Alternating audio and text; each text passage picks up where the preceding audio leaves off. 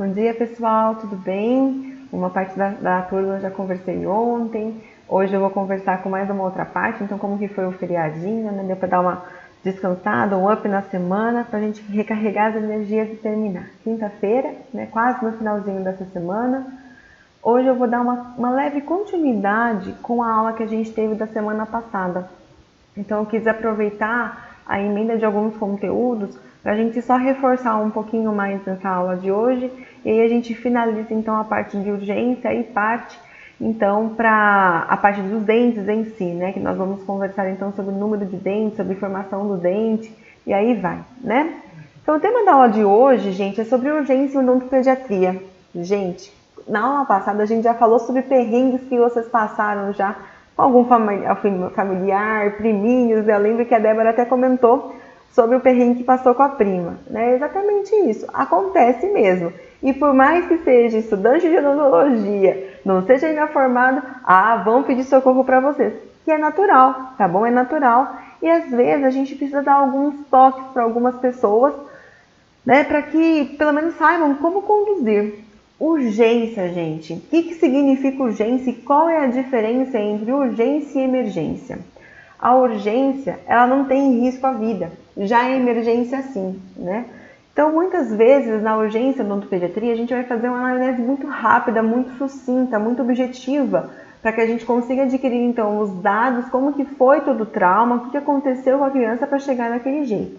E quanto mais rápido a gente tomar a tomada de decisões, melhor é o prognóstico, tá bom? Então, a urgência, gente, pode ocorrer quando nós temos então que fazer tomadas rápidas, né, medidas rápidas de atendimento, que pode ser para aliviar um sintoma doloroso, infeccioso da cavidade bucal, né? E essa condição que o paciente apresenta, ela deve ser tratada de forma iminente, ou seja, imediatamente, né? Evitar ficar postergando isso, porque se você postergar, talvez não tenha o mesmo prognóstico como poderia ter se você tivesse tomado a decisão o mais rápido possível. Então, gente, vamos falar agora um pouco sobre alguns pontos importantes da urgência em odontopediatria.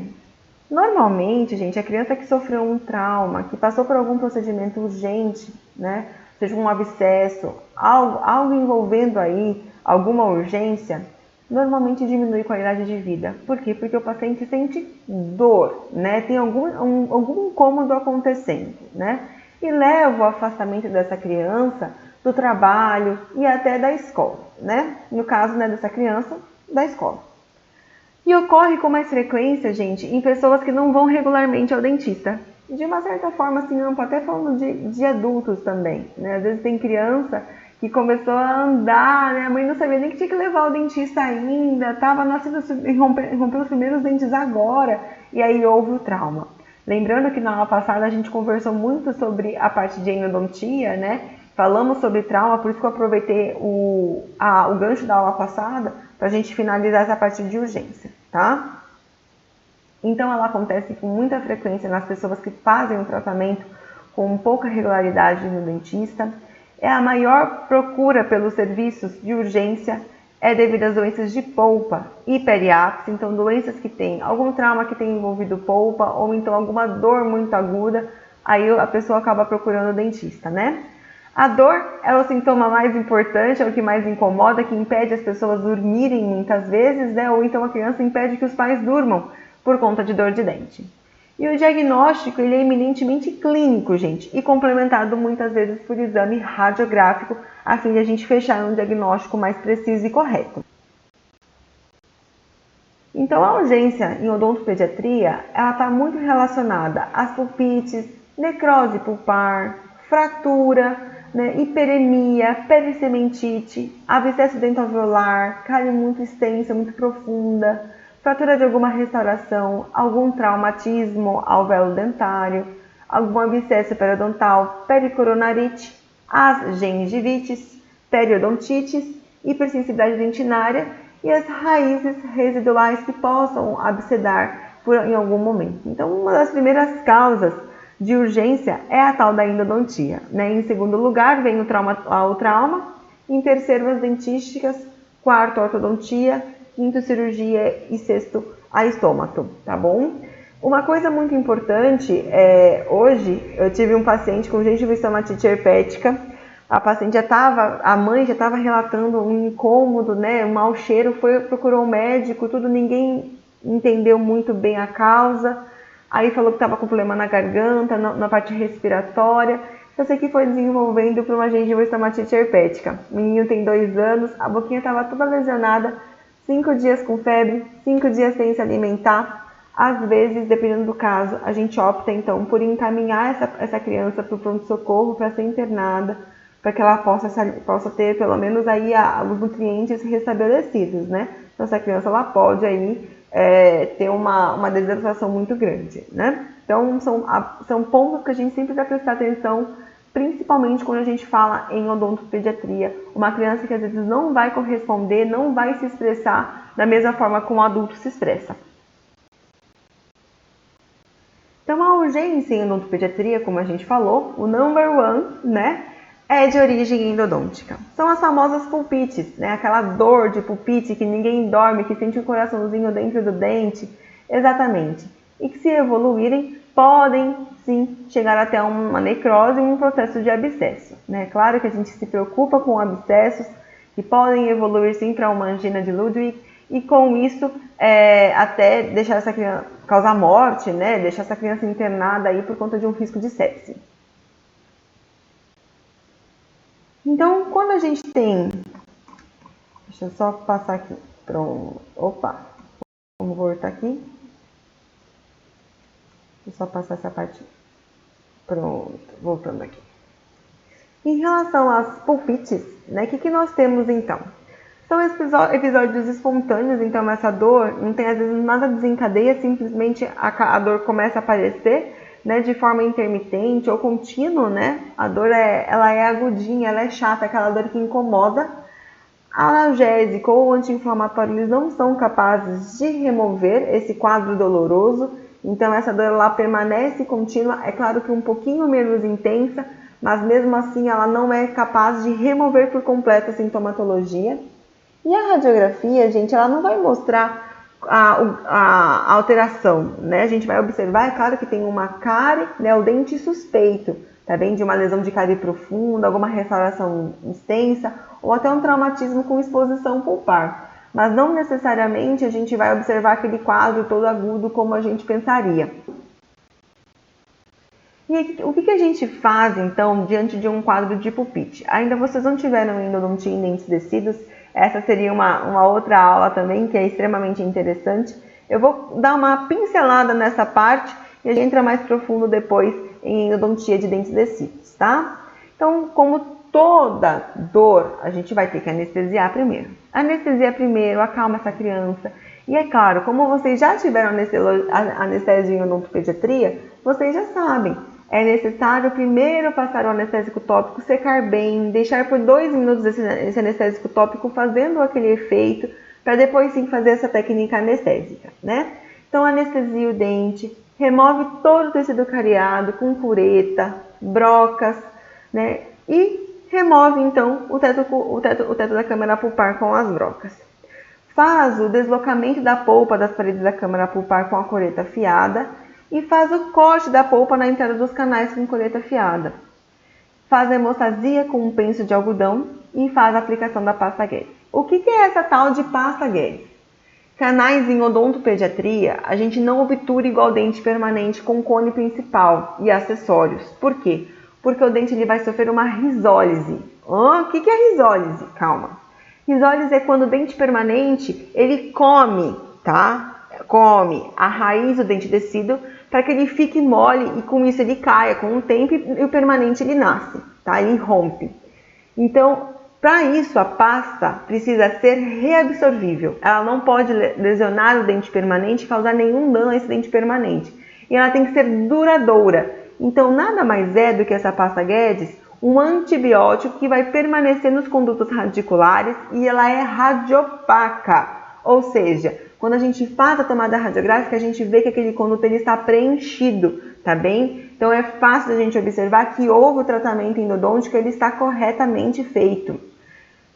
Essa pasta Guedes Pinto, ela tem uma composição de 3 elementos, que é o paramonoclorofenol canfurado, o famoso PMCC, o iodoformo, que é aquele produtinho amarelado, e é ele que faz com que o dente fique mais escurecido. E o terceiro, o Rifocor, que é uma pasta que a gente manda manipular em farmácia de manipulação. Ela que é o antibiótico. A gente pode até substituir pelo Amoxicillin em hora base, mas o que a gente sabe, ela é melhor mesmo se ela é manipulada de acordo com a nossa solicitação. Aí a gente solicita para o farmacêutico, então, manipular, e aí sim nós fazemos essa misturinha, que é 1 para 1, né? Uma gotinha para um filetinho e um filetinho de iodoformo. E é dessa forma que a gente executa, tá? A pasta Guedes Pinto. Depois, então, que a gente faz essa pequena camada de pasta Guedes, aí a gente protege, então, a entrada dos condutos, né? E dessa pasta Guedes com a gota percha em bastão, tá bom? Não os cones de gota percha, aquela em bastão que a gente aquece, corta uma camada, preenche na entrada dos condutos e aperta. E o cimento provisório como um cotosol, tá? Uma fina camada de cotosol, por cima vai a restauração em ionômero de vidro. E é claro, diante de um quadro de pulpite, a gente precisa prescrever algum medicamento. Então, a gente pode prescrever dipirona. A dipirona, vocês vão ter ainda cálculo sobre terapia medicamentosa, mas a dipirona é meia gota por quilo. Ou seja, se meu paciente pesa 10 quilos, ele vai tomar 5 gotas, tá? E é administrada a cada 4 horas, durante 4 doses máximas, assim, no dia, tá? Então, ele vai tomar uma de manhã, tarde, noite e outra de manhã. Acabou. Tá bom? E a gente vai acompanhar esse paciente depois. E caso o paciente ele seja alérgico à dipirona, a gente pode prescrever o paracetamol gotas, que a quantidade é 1 gota por quilo. Ou seja, se o meu paciente pesa 20 quilos, eu vou administrar 20 gotinhas, tá bom? E é administrada de 6 em 6 horas, a gente vai dar uma dose apenas e vai acompanhar esse paciente depois, tá bom? Uma dose ou no máximo um dia, tá? 3 vezes, repetindo por mais vezes. Então, esse processo que a gente faz, a gente chama isso da remoção, né, dessa câmara pulpar, desse teto da câmara pulpar. Removeu, então a gente remove só a polpa coronária, tá? Então a gente fala que é uma polpotomia isso, não uma pulpectomia. A pulpectomia é quando a gente remove, extirpa todo o feixe vasculo nervoso, tudo que está dentro do conduto. Diferentemente da polpotomia, que a gente remove apenas a câmara pulpar, tá bom? A polpa da câmara pulpar. Então, chegou, fez o acesso, né, abertura coronária, removeu então o teto pulpar a teto da câmara pulpar com a broca, chegou em polpa, vem com a cureta então de dentística e extirpa. Ela tem que estar bem afiada, tá, gente? Então vocês removem toda a polpa. Então, com ela bem afiada, remove então toda a polpa da cámara e vai ficar assim, ó lá, preenchido. Quando os canais então estão vivos, tá? Só podemos fazer isso com canais vivos, que não tem resquício aí de necrose, tá? E aí sim é feito o preenchimento, tá? Com pasta Guedes e gota percha em bastão, tá bem? E por cima o cotosol e depois mais uma camada de ionômero de vidro, tá bom? Já um abscesso, quando isso vem a necrosar, eu tenho a presença então de exudado purulento em torno do ato. Eu vejo uma imagem radiolúcida em raiz. O surgimento de edema, ele é rápido muitas vezes, a dor vai depender, pode ser de moderada a intensa, espontânea ou não, e pode aumentar com a palpação e percussão. A gente avalia uma ligeira mobilidade dental, tá? Isso é muito comum. E o paciente ele também pode apresentar febre, trismo, falta de apetite, mal-estar geral. Você vê a criança mais moada, né? E radiograficamente, a gente pode até chegar a observar, tá, num abscesso mais crônico, até uma lesão na pontinha da raiz, tá bom? Em agudos, a gente só pode ver até um aumento, muitas vezes, mas a gente não enxerga muita coisa em processos mais agudos, tá? Diante de um abscesso, aí eu não tenho o que fazer, eu preciso remover, né, os canais, né, as polpas. A polpa dentro dos meus condutos eu preciso remover. Então, para isso eu vou fazer a anestesia, vou remover todo o tecido cariado com as curetas e brocas, removo da câmara pulpar, localizo os canais, dreno toda essa secreção purulenta, né, tento drenar sempre via canal, nunca extraoral, faço uma leve remoção aí, uma leve desalinização do biofilme, irrigo e aspiro, e num processo de urgência, eu medico então com a pasta Guedes Pinto, lembrando que é um antibiótico local que estará dentro do dente, e restauro provisoriamente. No segundo momento, aí eu faço a endodontia por completo. Aí eu vou fazer apenas uma desorganização do biofilme presente dentro do meu conduto, para num segundo momento aí sim poder realizar então a pulpectomia e o esvaziamento total dos condutos e posteriormente a obturação com pasta Guedes Pinto. O que a gente mais se preocupa diante de um abscesso é exatamente a evolução para uma angina, que eu vou ter compressão de vasos e veias e artérias importantes, e por isso meu paciente ele pode até ter algum problema maior e com isso até causar morte. Pode acontecer, tá? Então, por isso que a gente sempre se preocupa para uma evolução de angina e medica o paciente não apenas com um simples analgésico. É claro que a gente pode entrar com uma analgesia para alívio de sintomatologia, mas eu também preciso, então, entrar com um antibiótico. Um antibiótico qual? Uma amoxicilina, se o paciente não for alérgico. Se ele for alérgico, pode ser uma claritromicina ou até azitromicina. A amoxicilina a gente vai calcular de acordo com o peso, existem várias apresentações, isso vocês vão aprender. Então, eu tenho de 125 mg, tenho de 250 mg por ml. A amoxicilina é um medicamento super, já fica a dica aí, super fácil de ser administrado. Por quê? Porque ele é docinho, gente. A gente só tem que orientar os pais a respeito dessa questão. Como o medicamento ele tem bastante açúcar para a criança poder tomar, essa história que antibiótico causa cárie, isso é mito, tá? O antibiótico, ele tem qualquer medicamento para criança, ele é extremamente açucarado, para a criança poder aceitar um pouquinho melhor o uso do medicamento. Então, para isso, a gente sempre orienta que administrou o antibiótico, qualquer medicamento precisa fazer higienização após, tá? Para que a gente remova então toda essa sacarose e aí o pH não se mantenha negativo e ocorra a desmineralização dentária, tá bom? Já a claritromicina a gente vai prescrever, então também tem várias apresentações, 7,5 mg por quilograma a cada 12 horas, diferentemente da amoxicilina que é a cada 8 horas, e a azitro é uma vez ao dia por 5 dias.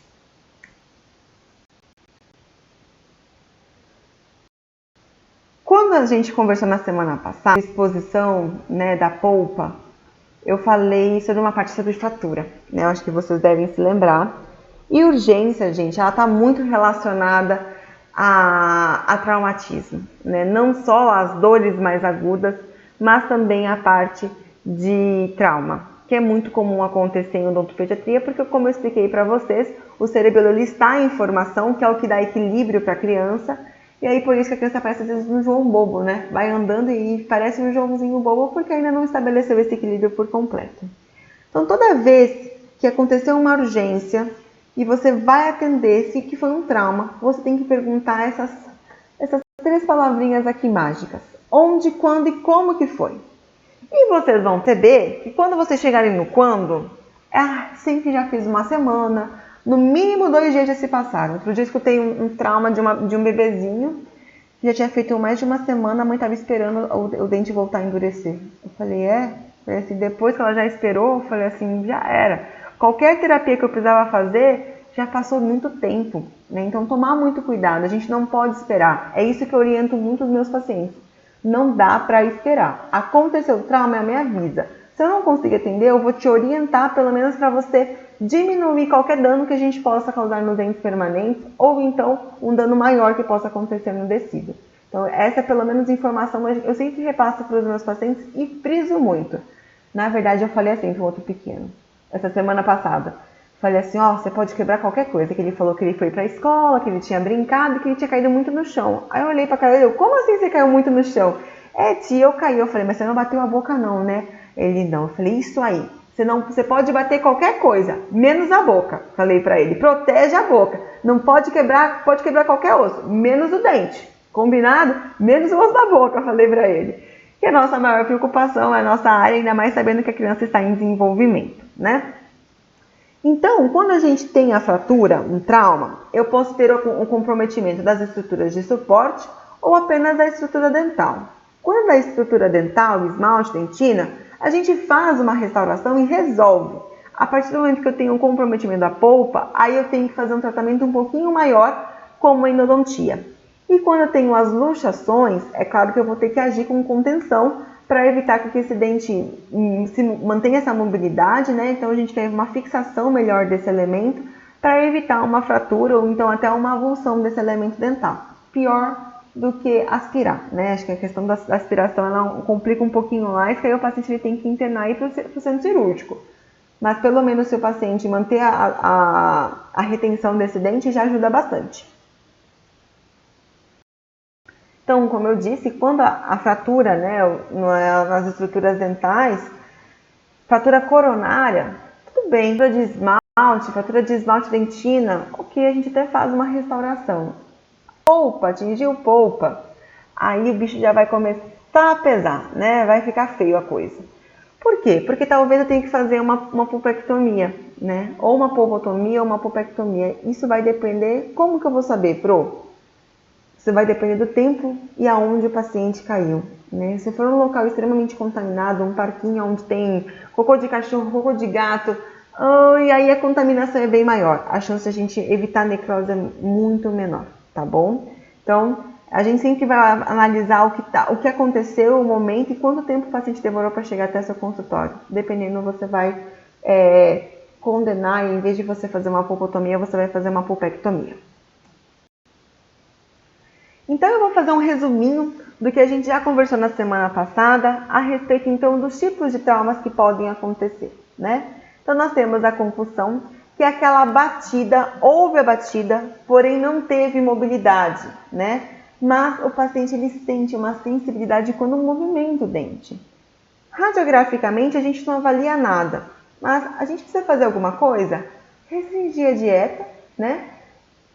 Evitar mastigação, né, e chupeta, mamadeira por 48 horas, tá bom? Por esse período aí para a gente avaliar para esse dente voltar então a diminuir essa sensibilidade, tá? A evolução da concussão é quando eu tenho a mobilidade incluída, né? Só que não houve deslocamento, porque se houvesse deslocamento já ia ser uma luxação. Só que na subluxação eu já tenho, muitas vezes, o sangramento sucular, como se fosse uma gengivite, né? Na radiografia não se avalia nada, porém é interessante a gente fazer então a nossa contenção semirrígida para manter esse dente firme um pouquinho por mais tempo. A gente vai manter por quanto tempo essa contenção semirrígida? De 15 a 20 dias. Pode ser feita com resina, com fio de orto fininho, mais flexível, né? Mas é uma forma. Essa esprintagem é quando a gente une então com resina composta, tá? A luxação é uma evolução então da subluxação, já houve então movimentação desse dente, quando esse dente ele se desloca então do alvéolo, podendo então ter até uma contusão ou fratura até da tábua vestibular ou palatina, muito mais comum da tábua vestibular, tá? E com isso eu tenho um agravo maior. Eu vou ter um aumento então do espaço perissegmentário e o deslocamento do ápice desse dente, desse remanescente dental, né? Eu tenho dois tipos de luxação, ela pode ser lateral, né, quando o dente ele gira 180 graus, ou então extrusiva, quando ele sai do alvéolo. Ou seja, eu tive o rompimento de algumas fibras, né, de alguns ligamentos periodontais. E com isso, eu vou encaminhar esse dente, então, para uma endo, né, para uma exodontia. E é claro, eu vou reposicionar esse dente e fazer a contenção para que a gente evite, então, que esse dente ele fique cada vez mais com mobilidade e a gente não tenha sucesso no tratamento. Vocês já sabem que isso eu já conversei com vocês na última aula, que a avulsão, ou seja, quando o dente ele sai por completo de dentro do alvéolo, eu vou ver radiograficamente, né, uma extração, né, não vou ver o alvéolo vazio, e eu não posso reimplantar os dentes descidos. Por que eu não posso reimplantar? Exatamente pelaquela questão da comunicação com o dente permanente que se encontra naquele germe dental, tá? Então, por isso, para não haver, então, vai que eu empurro um pouquinho mais do que devo, e aí com isso eu desloco o germe deste permanente. Por isso que a gente nunca vai reimplantar dentes descidos avulsionados. Permanentes, sempre, tá? Sempre a gente vai tentar na medida do possível, mas descidos, não. Por conta dessa comunicação com o germe do permanente, que eu não tenho certeza absoluta de quanto eu tenho que introduzir, tá? Então, quando eu tenho, dependendo do meu tipo de trauma, né, da minha fratura mais complicada, né, uma fratura cronorradicular mais complicada, o que eu vou fazer? Eu vou fazer o acompanhamento com certeza, tá? Em todos, depois de uma semana, eu sempre vou fazer o acompanhamento de fraturas, seja tanto coronorradiculares, quanto radicular, quanto uma concussão, subluxação ou as luxações, eu sempre vou fazer. O que vai diferenciar? Que depois de um mês, a partir da luxação, eu sempre vou fazer um exame radiográfico, tá? Na luxação, eu vou remover a contenção depois de um mês, tá? E sempre fazer acompanhamento. Até quando? Até esse permanente romper. Foi isso que eu conversei com vocês na aula passada. E a gente vai fazer esse acompanhamento até esse permanente romper. Inclusive, essa luxação, quando entrou o dente pro alvéolo, a gente não vai ser tão agradável quanto só uma avulsão, por exemplo. Se preocupar numa avulsão e repor esse tecido aí de forma para mastigar, estética e tudo mais.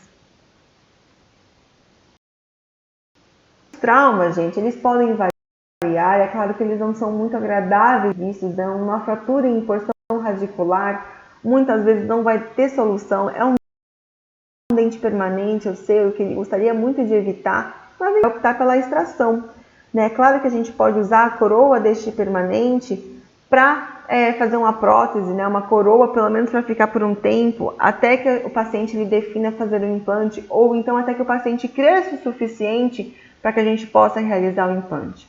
E o implante a gente pode realizar desde pequenininho? Não. O paciente tem que ter tido aquele surto de crescimento final para a gente poder fazer o implante, né? Então, é sempre feito de forma muito certinha, tá? Implante nunca assim, criancinha, vamos fazer. Isso não pode, tá bom?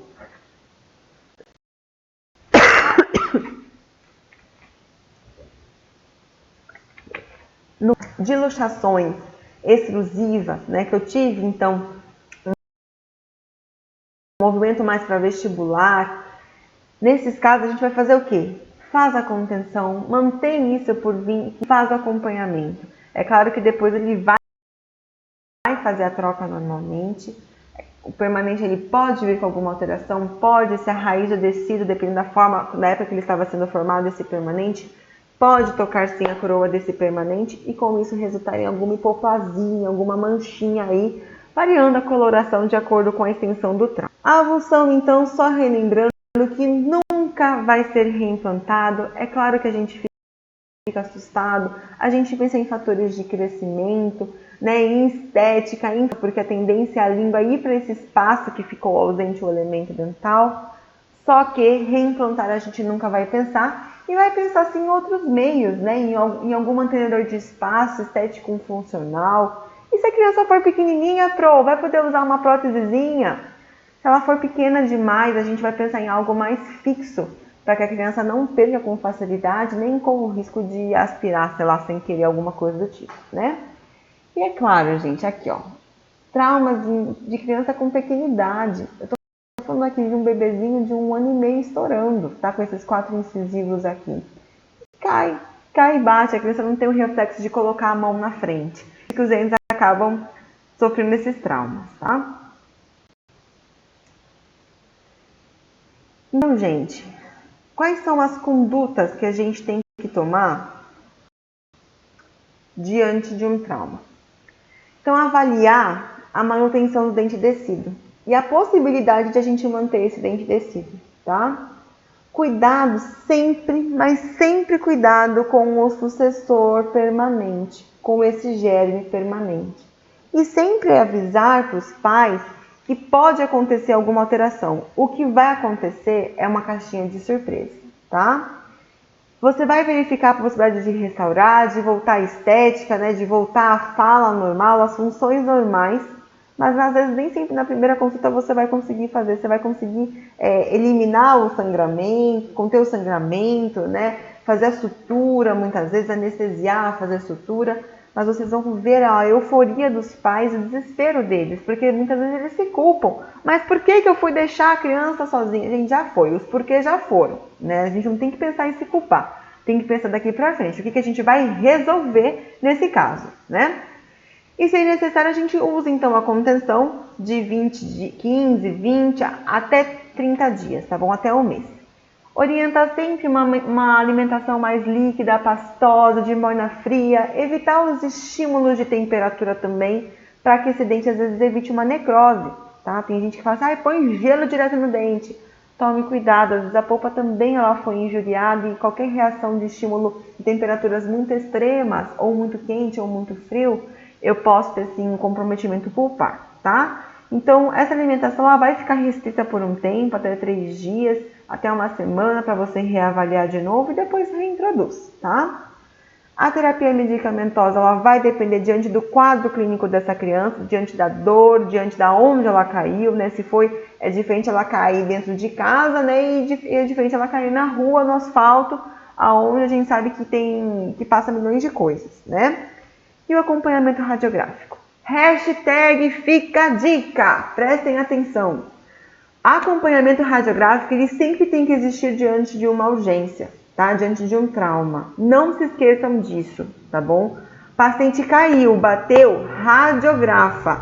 Você precisa entender a evolução desse caso. A radiografia inicial ela pode ser muito diferente daqui um mês, 6 meses. E você precisa ter essa radiografia inicial protocolada no seu prontuário, tá? Para você poder fazer esse acompanhamento. Eu falo isso porque eu tive um paciente que teve uma queda em novembro do ano passado e agora, setembro deste ano, houve a necrose desse dente e eu vou ter que fazer ainda. Intruiu de forma completa o dente, reerupcionou e não formou fístula.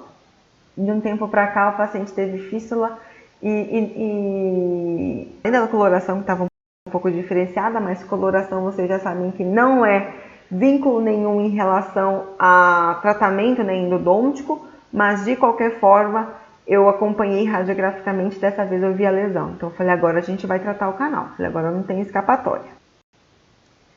Vou conversar um pouquinho com vocês sobre um tratamento que foi mais tardio, tá?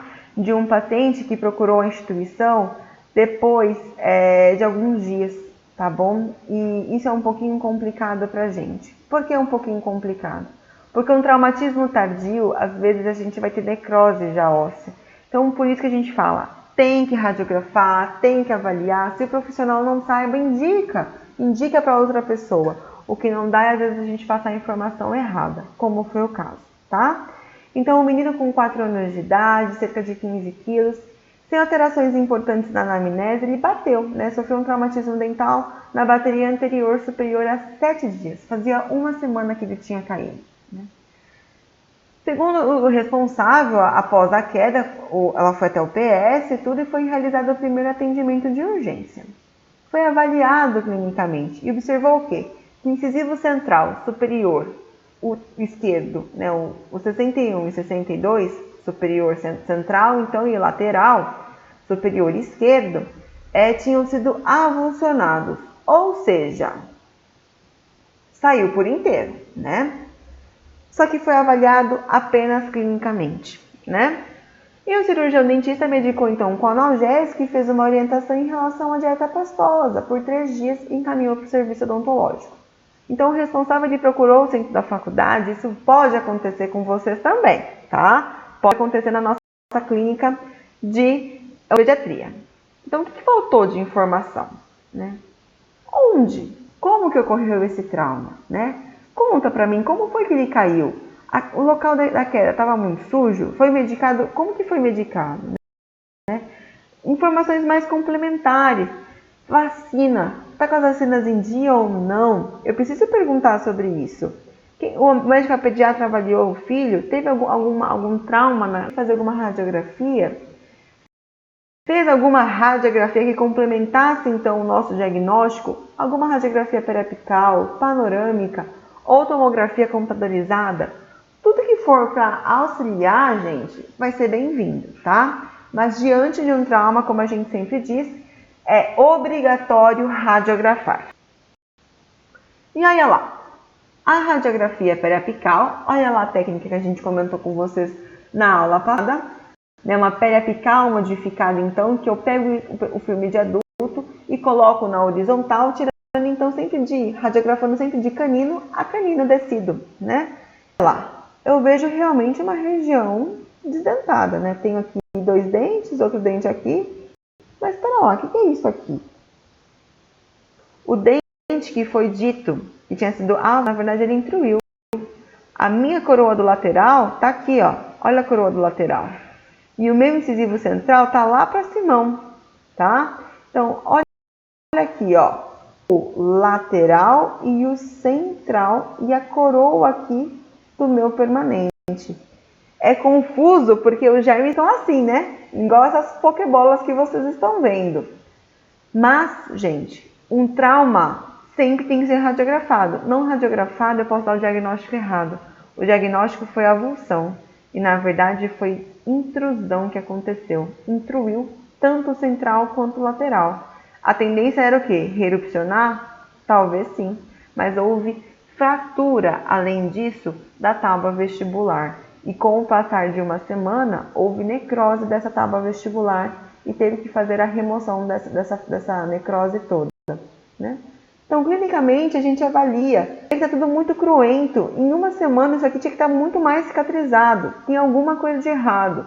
Faltou alguma coisa. Faltou o quê? Exame complementar, principalmente. Anestesia. Vai ter que fazer incisão? Sim, vai ter que fazer incisão.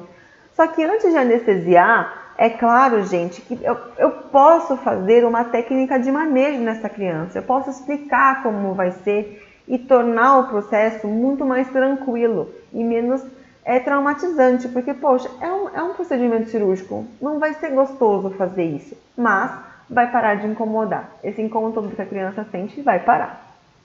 Então, faça a anestesia, faça uma incisão e removo, né, todo o tecido que está necrosado, toda essa gengiva que está inserida e exponho a minha loja cirúrgica. Aqui está o dente fraturado, né? Eu vejo o dente fraturado. Ó o videozinho. Vocês vão perceber que eu tenho uma fratura aqui, ó o dente aqui se mexendo, ó o lateral. Tomar muito cuidado porque eu tenho o germe do meu permanente lá envolvido. Olha lá. Saiu inteirinho o meu lateral, tá? E aí a gente consegue visualizar o quê? Cirurgia a gente tem que ver, não dá pra gente trabalhar no escuro. Aí eu consigo ver o central lá pra cima e com isso a necrose óssea, tá? Feito toda a remoção então desses remanescentes dentais, olha lá, olha o central lá pra cima e a tábua vestibular fraturada. Infelizmente tem tecido fibrótico aí já, tecido de cicatrização. Então a reparação aí vai acontecer? Vai acontecer, né? Mas uma fratura de tábua vestibular é um pouquinho mais complicada. Tá? Então é uma extensão grande, o menininho é pequenininho, mas olha lá, sem choro, né? Tá tranquilo. O único momento que essa criança ela vai reclamar é a hora da sutura que ele já está cansado. Demorou o procedimento, é procedimento cirúrgico. Olha lá, feito então a remoção do tecido, né? Aspira-se bem, vê como que tá. Removeu todo o tecido necrótico, removeu todos os remanescentes que foram intruídos, que infelizmente a gente tem que tomar cuidado. Olha aqui, ó, olha a fratura da tábua vestibular. A gente vê o osso se mexendo. Olha lá, ó. Né? A gente tem que se preocupar com isso porque eu tenho o permanente envolvendo aí também, né?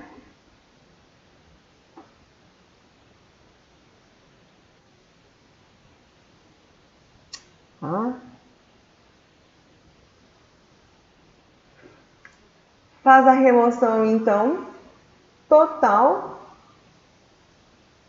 debrida tudo, né? Tira todo o tecido fibrótico e aí vamos anestesiar, tá? Aspira bem, irriga com solução fisiológica. Vamos fazer a manutenção, né, desses tecidos. E fazemos a sutura, voltando todos os retalhos para sua devida posição.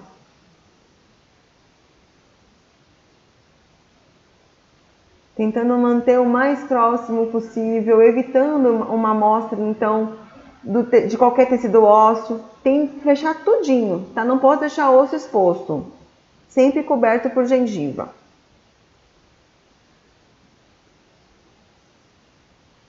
Nessa hora só que ele reclama um pouquinho, que ele já tá cansado.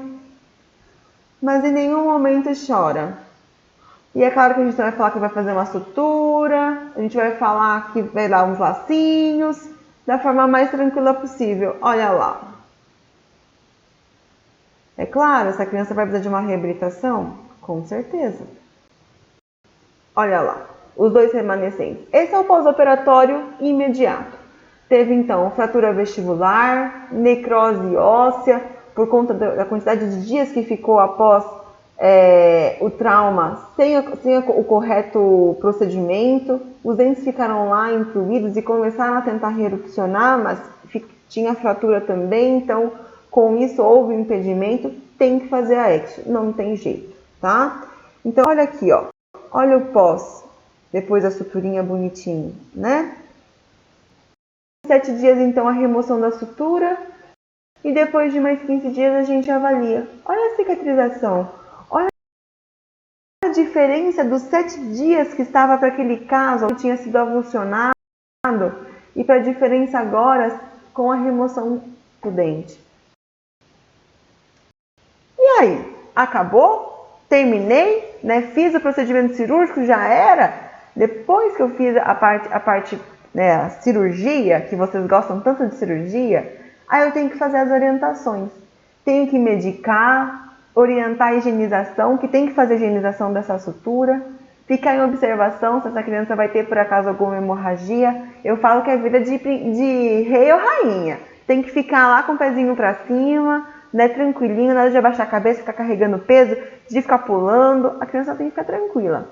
Faz o atestado de 72 horas e precisa fazer terapia medicamentosa. Nesse caso que houve uma necrose, eu preciso entrar com antibiótico e preciso entrar com uma analgesia.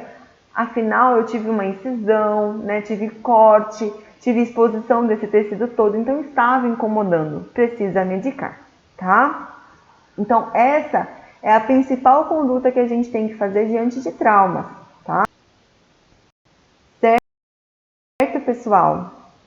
Essa aula de urgências que vocês têm essa semana, eu vou deixar uma atividade para vocês de como mais ou menos a gente pode direcionar, né? O que a gente faz?